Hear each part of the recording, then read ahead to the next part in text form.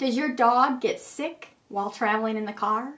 Or maybe a little too excited? Or maybe your dog's scared to even get in? Or better yet, you have a new puppy and you want to teach him how to ride safely in your car. If you answered yes to any of these questions, stay tuned and I'll talk about it in today's Behavior Talk. One of my favorite things to do is to travel with Dexter. We love traveling across the US. We've even been to Canada. And he's currently 11 and he's the best little traveler around. But how did I help Dexter become a great little traveler? We took almost daily little side trips. Part of Dexter's puppy socialization meant that it was really important to me to get him out and about and take him to new places and new locations on a regular basis. We tried to do it daily. Of course, we weren't able to do every day, but I really made an effort to get Dexter out and about and check out his new environment. This meant he had lots of opportunities to be in the car and lots of opportunities to learn that the car meant good things versus a trip to the vet. It also desensitized Dexter to traveling in the car. So the car ride was so normal for him that it wasn't tied up with all this excitement of, oh, we're going on an adventure, we're going somewhere new, because it was a regular occurrence. For dogs, if we tend to only do things very occasionally, then sometimes they get really excited about things. Or on the flip side, they might get really nervous about things. But if we incorporate things into their regular life pretty consistently, usually they become not quite as exciting. So first, let's talk a little bit about puppies and puppy anatomy and why your puppy may actually get motion sickness. So with young puppies, their ear structure is actually still developing, and the inner ear affects motion sickness. So he may feel out of balance, which then will trigger nausea and then possibly vomiting. Even if you're taking your puppy on daily trips, he still may get a little motion sickness. What I've found is that securing your puppy during his travels will help eliminate this. Don't let him look out the window. Instead, look for a crash-tested crate or a crash-tested harness and block the window. So you can get baby blinds to block the window, something so he can't look outside, because the things whipping by, if he's watching that, that's actually going to make things even worse for him. And when we talk about overexcited dogs, that too, looking out the window gets them more stimulated, gets them more anxious, more excited. To help your puppy or your dog settle down, having some kind of restraint will help. If your dog does get motion sickness, you can look at some natural remedies. I tend to like flower essences or a little bit of ginger. Over time, your puppy should get pretty accustomed to traveling in the car and it shouldn't be too much of an issue. But if your puppy or adult dog is afraid of getting in the car because of either getting sick or their past experiences, then we want to slowly get them comfortable about the whole process. You want to think about when your dog gets anxious about that car ride.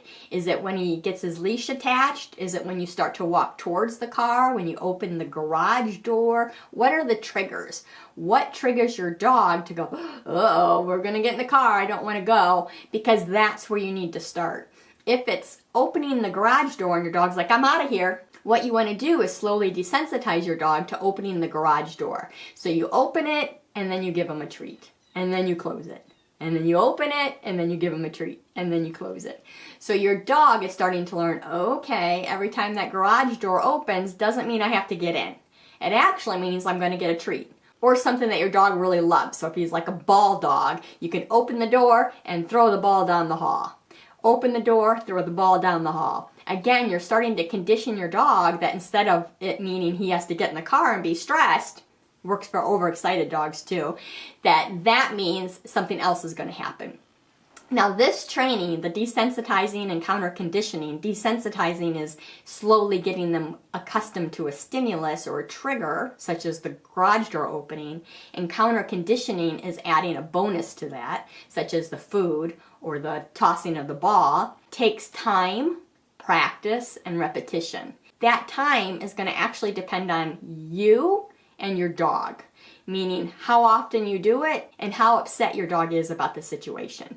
So don't rush it. So you're going to want to go through these processes really slow so that your dog's really comfortable about it. Some dogs are fine when you open the garage door, open the door because they just think maybe they're going to go for a walk, no big deal, mom's home, but you start to walk towards the car and that's when they put on the brakes or they start to get worried. Then what you're going to do is you're going to walk towards the car and stop and treat and turn away from the car before they get upset. So if I'm walking towards the car and I'm 10 feet from the car and my dog's like, yeah, I don't think so, then I'm going to walk towards the car and be 15 feet away from the car. I want to be positioned at a place where my dog doesn't care. I'm going to walk towards the car with my dog, be 15 feet away, reinforce my dog, and then leave the car. So what we're doing is we're giving our dog 2 reinforcements. We're giving them their food reward, and then we're giving them their space reward, meaning we don't go towards the car. So they're going to actually get doubled up on that reward. And then you're going to repeat. So you're going to walk towards the car 15 feet away, yes, treat, walk away. Walk towards the car 15 feet away, yes, treat, walk away. So your dog's going, this is pretty cool. I like this exercise. And as your dog's getting comfortable with that, you're going to walk towards the car 13 feet away. So now you're getting closer. Yes, treat, and move away. And you're going to repeat that. And you're going to build on that. Again, how quickly depends on you and your dog. You might actually get to the car in one training session. On the other hand, you might get halfway to the car in one training session. Just depends. The more you practice, the quicker it's going to go. So if you put in a lot of grunt work at the beginning and practice maybe 3 times a day or once a day, then you're going to get to that car faster than say if you only practice once a week. So it really does rely on how willing you are to work through this issue. And then you're going to continue. So now my dog's comfortable and happy about walking all the way to the car door. As you're progressing, you will eventually get to the point where you can walk all the way to the car door, yes, and treat and move away. And you don't have to move you don't have to go all the way 15 feet back away, but leave the car, kind of a little bit of a circle or a change of direction, and then back. Then you're going to change the next trigger. So now it's going to be touching the car door. So you walk towards the car, touch the car door, yes, treat, and move away. And again, repeat. You're going to go through all these steps little by little. So you don't want to go, I'm going to drag my dog, shove him in the car, shut the door, and go. I'm going to build on that. And again, this could actually go really fast. It just really depends on your dog and how he really feels about the car. And if you can kind of see the progress as you're building to the car, opening the door, the dog goes in, gets in his crate, you go into the driver's side, turn on the car, turn off the car, get the dog out, go back. This is also very good physical exercise for both you and your dog too, because you're going in and out and bending and jumping. So turn on the car. There's going to be that point where you turn on the car, move backwards, move forward, and these could be quicker or slower depending on your dog. So if you do anything and your dog's starting to stress out, you want to go, oh crud, it's too much, too fast for my dog, I need to slow it down. On the other hand, some dogs, once they're in the car, they're more comfortable. So you're in the car, you back out of your driveway, you go back, turn it off. Repeat. Back out of the driveway, go forward, stop, and repeat. When you're at the point where you're driving, you don't necessarily have to go through all the steps of getting out of the car and going back into the car, getting out of the car, going back to the car. Because remember, by the time you're getting into the car, your dog should be comfortable about getting into the car. So you're progressing at your dog's comfort levels, not forcing your dog. So each step of the way, as he's being successful and happy about it, then you increase what it is that you're asking him to do. You don't increase when he's uncomfortable. If my dog's still struggling about going up to the car, then he's not in it and we're backing out. We're still working with him getting to the car. We want to make sure that all these steps he's happy about it. Then you're going to build, again, a little longer trip. And this desensitizing and counter conditioning works for all of our things. It works for being nauseous. It works for just teaching them how to ride in the car. It works for them being scared of the car. So again, we're conditioning them that this is okay, this is safe, this is happy. And you're just going to build how far away you go. And when you get to the point where you can drive somewhere, then you get to go somewhere that your dog finds is fun, like the park. So that trip becomes an enjoyment. It's a place to go somewhere fun. You might be saying, but I need to take my dog to the vet.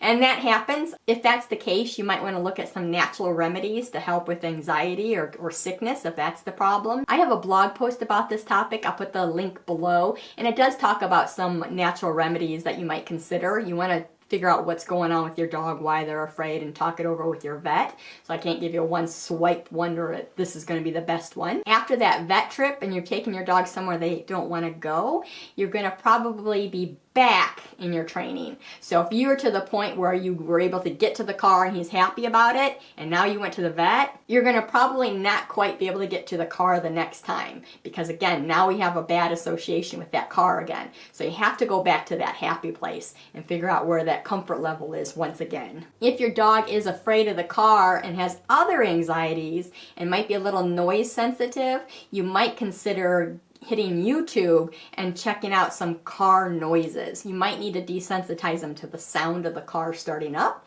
And if that's the case, you can go onto YouTube, do a quick search of something like cars starting, and hit that YouTube video. You want to have the volume really low, because just like your other training, you're working on the comfort of your dog, not overstimulating your dog. So you're going to go low first, so just almost nothing, because we don't know what your dog's going to do, and you're in the house, real low volume. Go ahead and start that video, be ready to stop it. So you're going to start it, yes, treat, and then stop.